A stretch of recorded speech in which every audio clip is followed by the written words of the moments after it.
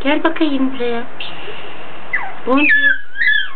Gel. Gel bebeğim. Ne oldu bebeğim? Gel. Oy gel seveyim seni gel. Gel boncuğum.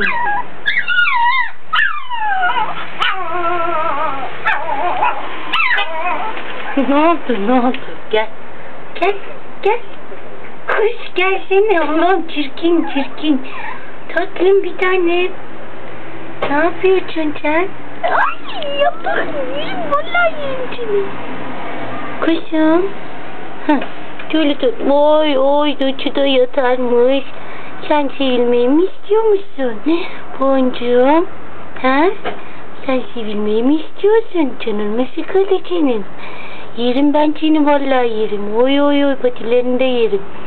Kuşum, tatlım, burcuğum, oy, kuşum benim, sütlü ağzını yerim senin. Oy, tatlım, ne oldu sen çok mu yoruldun? Boncuğum, senin canın oynamak mı istiyor? Canın mı sıkıldı senin? Yerim ben seni, yerim.